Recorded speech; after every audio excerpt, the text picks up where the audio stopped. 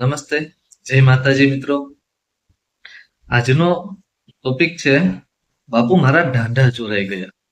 સરસ મજાનો પ્રસંગ છે, વાસ્તવિક છે. વાત છે ભાવનગરના મહારાજા કૃષ્ણકુમાર સિંહજી અને તેમની જ પ્રજામાંથી તો એક વ્યક્તિ વચ્ચેનો નાનકડો એવો સંવાદ છે. બને છે એવું કે તાણા ગામ છે. ભાવનગરની અંદર 600 ગામડાઓ હતા. રજવાડું મોટું હતું. એમાંનું એક તો કે તાણા ગામ.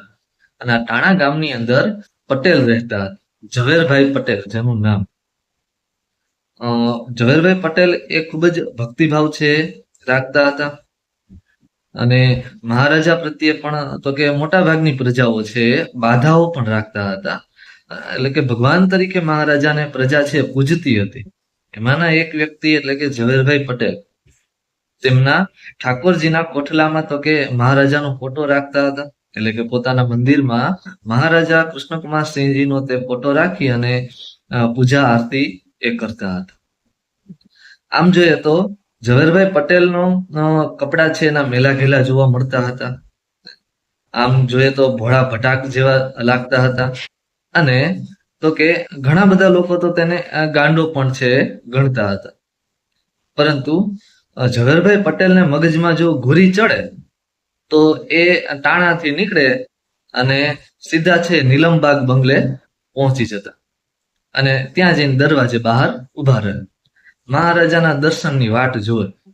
ગમે તેટલી રાહ જોવી પડે પરંતુ તે કંટાળે નહીં. જ્યારે મહારાજાના આગેથી જ દર્શન થઈ જતા એટલે ત્યાંથી હળી કાઢતા અને ચાલીને ટાણા પહોંચી જતા. એટલે આ ઝવેરભાઈ પટેલ કે ત્યાં જઈને એવું પણ નહીં કે ભાઈ મહારાજાને મળવું એવું કાંઈ નહીં. બસ આગેથી જ એના દર્શન થઈ જાય, એની ઝલક એની ઝાંખી થઈ જાય એટલે ત્યાંથી જ પગે લાગીને તે નીકળી જતા, પાછા પોતાના ગામ પહોંચી જતા ટાણા. સાથે તો કે મહારાજાને પણ એટલો જ ભાવ હતો. મહારાજા પણ જો એ ગામની આજુબાજુમાં વિસ્તારમાં જો નીકળ્યા હોય તો તે ઝવેરભાઈ પટેલને ત્યાં ઘરે જતા, વાડીએ જતા. અને જો સીધા વાડીએ જતા તો ત્યાંથી જ પટેલ છે એ ગાડીમાં બેસી જતા મહારાજાની અને ઘરે પહોંચી જતા. અને ઘરે આવીને તો કે એ ચા પાણી કરતા. બને છે એવું કે એક વખત પટેલ ઝવેરભાઈ પટેલના ઢાંઢા ચોરાઈ જાય છે. આ વાત આ પ્રસંગ જે છે જે તમને કહું છું તે વાત આઝાદી પછીનો બને છે. એટલે કે જ્યારે મહારાજા કૃષ્ણકુમાર સિંહજી મદ્રાસના ગવર્નર બની જાય છે. એટલે કે 1948 થી લઈને 1953 વચ્ચેનો સમયગાળો આ છે. ત્યારે આ પ્રસંગ છે બને છે કે જ્યારે એમ કહેવાય છે કે રાજાશાહી મટીને લોકશાહી આપણા દેશે સ્વીકારી લીધી હોય એવા સમયે તો કે ઝવેરભાઈ પટેલના ઢાંઢા ચોરાય છે. ઢાંઢા એટલે કે બળદ. એટલે એના બળદ ખોવાઈ જાય છે અને ઝવેરભાઈ પટેલ તો મૂંઝાઈ જાય છે. કરવું શું? હાફડા ફાફડા થઈ જાય છે. અને તેમના બળદ તો કે લોટકા હતા અને ધોળા દૂધ જેવા બળદ. પટેલની સાચવણી પણ છે ખૂબ જ સારી હતી. બળદ ખોવાઈ ગયા પછી હાફડા ફાફડા ઘણી બધી જગ્યાએ ગોતે પણ છે પરંતુ મળતા નથી. દોડાદોડી કરે છે. અંતે છેવટે બળદ તેમને મળતા નથી. નિરાશ થઈ જાય છે, મૂંઝાઈ જાય છે. એટલે કોઈએ તેમને કહ્યું કે ફરિયાદ નોંધાવો, પોલીસને જાણ કરો. એટલે ઝવેર પટેલ કહે છે કે ઈ કોઈ મને મદદ ન કરે, હું તો બાપુને જઈને કહીશ.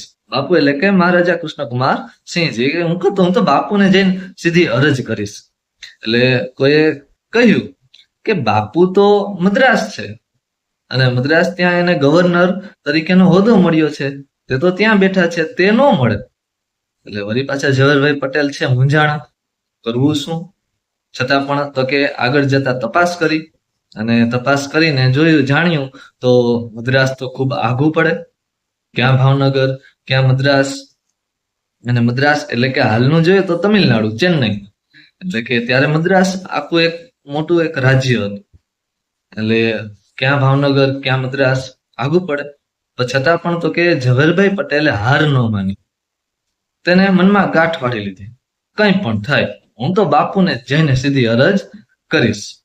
એટલે થોડાક દિવસો થયા અને મદ્રાસ માટે જવા માટેના એને પૈસા છે ભેગા કર્યા, ટિકિટ કરાવી અને ઝવેરભાઈ પટેલ તો ટાણાથી નીકળ્યા અને મદ્રાસ પહોંચી પણ જાય છે. મદ્રાસ પહોંચી જાય છે, ગવર્નર હાઉસે ત્યાં પહોંચી જાય છે. બરાબર એડ્રેસ લીધું હતું અને લઈને નીકળે છે ને ગવર્નર હાઉસમાં પહોંચી જાય છે. ગવર્નર હાઉસમાં તો પહોંચે છે અને બહાર દરવાજા બહાર ઉભા રહે છે. અંદર તો કોઈ જવા ન દે, કોઈ ઓળખે નહીં, ત્યાં ભાષા પણ કોઈ જાણે નહીં. કારણ કે ક્યાં આપણી ગુજરાતી ભાષા અને મદ્રાસની અંદર તો કે ત્યાંની તે ભાષા, સ્થાનિક ભાષા બોલાતી હતી, તમિલ ભાષા કે મદ્રાસ ભાષા. એટલે ભાષા કોઈ જાણે નહીં, કોઈ ઓળખે નહીં.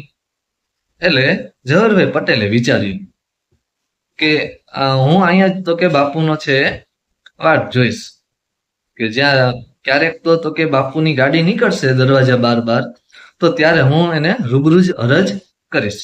ઘણો બધો સમય છે વીતી ગયો અને તો કે મહારાજાની ગાડી છે નીકળી અને ગાડી નીકળતા જ તો કે ઝવેરભાઈ પટેલ છે જોવે છે અને હાથ જોડી અને પગે લાગે છે. ત્યારે તો કે મહારાજા છે તો કે ઓળખી જાય છે એટલે ગાડી ઊભી રાખે છે. એના ખબર અંતર છે બધું પૂછે છે અને ઉતારાની વ્યવસ્થા કરાવે છે અને બધું કહી દે છે અને બાપુ છે પછી નીકળી જાય છે. રાત્રે જ્યારે મહારાજા પરત ફરે છે અને પટેલને બોલાવે છે અને કહે છે કેમ મદ્રાસ આવવાનું થયું છે પટેલ? ત્યારે છે તો કે ઝવેર પટેલ કોઈ પણ જાતના અચકાયા વિના બાપુને કહી દે છે. કેટલો ભાવનગરની પ્રજાને કઈ રીતે તો કે મહારાજાએ સાચવેલા હશે, કેટલી બધી સ્વતંત્રતાઓ આપેલી હતી કે રાજાશાહી હોવા છતાં પણ એક લોકશાહીથી પણ વધારે સ્વતંત્રતા આપેલી, કે નાનો બાળક પણ જતો તો પણ એને અચકાતો નહોતો. એટલે ઝવેરભાઈ પટેલે પણ એ કોઈ પણ જાતના અચકાયા વગર કહ્યું કે બાપુ મારા ટાંઢા ચોરાઈ ગયા, બાપુ મારા ટાંઢા ચોરાઈ ગયા, એટલે કે બળદ ચોરાઈ ગયા. આવી રીતના છે તો કે વાત કરે છે. અને તે માટે એટલે પછી મહારાજાએ કહ્યું કે તે માટે તો તમારે છે ગામના સરપંચને ફરિયાદ કરવી જોઈએ, પોલીસમાં ફરિયાદ નોંધાવી જોઈએ. તો કે ઈ મને કોઈ મદદ ન કરે. ઝવેર પટેલ કરે છે ઈ મને કોઈ મદદ ન કરે અને મારા માટે તો કે મારા ઢાંઢા ખૂબ જ છે મહત્વના છે, તમે અરજ મારી ધ્યાનમાં લ્યો. એટલે બાપુએ પૂછ્યું ફરી પાછું કે મેં તો પટેલ આ બધું છોડી દીધું છે અને હું તો અહીંયા નોકરી કરું છું. પટેલ કઈ બોલે નહીં અને પટેલે તો બસ એટલું જ કેવું કે ઈ મને હું કઈ ન જાણું, મારી અરજ તમે ધ્યાનમાં લ્યો. એટલે બાપુએ છે પૂછ્યું કે તમારા બળદ, તમારા ઢાંઢા છે ક્યારે ચોરાઈ ગયા અને કેવી રીતે? ત્યારે છે તો કે પટેલ કહે છે કે હું રાત્રે સૂતો હતો અને મારા ઢાંઢા કોઈ ચોરી ગયું.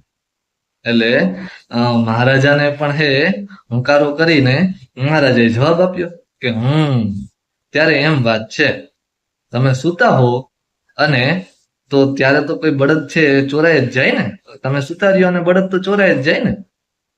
હું તો સૂતોય નથી અને ધોળે દિવસે મારું રાજ્ય તો કે ચાલ્યું ગયું. બાપુએ હસતા હસતા છે આવી રીતના વાત કરે છે. એટલે મહારાજા કોની સાથે કેમ વાત કરવી, એક સામાન્ય વ્યક્તિ સાથે પણ છે એ જ રીતે વર્તતા હતા. એટલું કહ્યું અને મરક હસ્યા બાપુ. પટેલ તો કઈ બોલે નકર ચાલે, બાપુ આમ ટગર ટગર જોયા કરે. એટલે બાપુએ પછી પૂછ્યું કે નવી જોડી કેટલાની આવે? એટલે પટેલ કહે છે કે 70-80 રૂપિયાની આવે અને હું ક્યાંથી કાઢું? 70-80 રૂપિયા તો ત્યારે તો 70-80 હજાર જેટલા તો કે હતા, બહુ મોટી રકમ હતી એ સમયે. તો 70-80 રૂપિયાની આવે ને હું આટલા બધા ક્યાંથી કાઢું? એટલે ત્યારે બાપુ છે તેમને 100 રૂપિયાની નોટ આપે છે અને વધારે આપે છે, છોકરાઓ માટે પણ આપે છે. અને સાથે એટલું જ નહીં પણ ટાણા પહોંચવા માટે તો કે એને ટિકિટ પણ કરાવી આપે છે અને સુવાણે 2 દિવસ તો કે રોકાણ કરાવે છે મહારાજા. અને 2 દિવસ રોકે છે, આખું મદ્રાસ છે તેને ફેરવે છે અને ખૂબ જ મહેમાન ગતિ છે મહારાજા કૃષ્ણકુમારસિંહજી ત્યાં ઝવેરભાઈ પટેલની કરે છે. અને જ્યારે ઝવેરભાઈ પટેલ છે ટાણા ગામ પહોંચી જાય છે એટલે લીલી નોટ બધાને બતાવે છે, કડકડતી સોની નોટ બતાવે છે અને બધા છે તો કે આશ્ચર્ય થઈ જાય છે, ભલભલા છે ચક્કર ખાઈ જાય છે કે ઝવેરભાઈ પટેલ છે મહારાજાને મળીને આવ્યા મદ્રાસ જઈને. એટલે આવો પ્રેમ કે જે પોતાની પ્રજા એટલે રાજાશાહી મટીને લોકશાહી દેશની અંદર છે શરૂ થઈ ચૂકી હતી, તો છતાં પણ ભાવનગરથી કોઈ એક વ્યક્તિ છે ત્યાં જાય છે, પોતાના રાજ્યની પ્રજામાંનો એક વ્યક્તિ મદ્રાસ જાય છે અને તેમની પણ એ તો કે મદદ કરે છે. મહારાજા નથી, ગવર્નર બની ગયા, છતાં પણ તો કે જવાહરભાઈ પટેલની છે મદદ કરે છે. આ રાજા ભારતની અંદર તો 562 રજવાડાઓ હતા, ઘણા બધા રાજાઓ હતા, પરંતુ ભાવનગરના રાજા જેવા તો કે કોઈ પણ રાજા છે એ જોવા મળતું નથી. એવા પ્રજા પ્રેમી, પ્રજા વત્સલ રાજવી હતા ભાવનગરના રાજા મહારાજા કૃષ્ણકુમાર સિંહજી. એટલે મિત્રો, આ વિડીયો અને આ ખૂબ જ સરસ મજાનો એવો પ્રસંગ, વાસ્તવિક પ્રસંગ હતો, એટલે રજૂ કર્યો. સરસ લાગે તો અહીંયા કમેન્ટ કરીને મને જરૂર જણાવજો. આવો જ કોઈ ટોપિક, સરસ મજાનો કોઈ વાસ્તવિક એવો પ્રસંગ કે જાણવા જેવી આવી કોઈ બાબતો છે, આવતા વિડીયોની અંદર ફરી મળીશું અને આવતા વિડીયોની અંદર પાછો આવો જ કંઈક સરસ મજાનો ટોપિક લઈને આવીશ. ત્યાં સુધી જોડાયેલા રહો. જય માતાજી.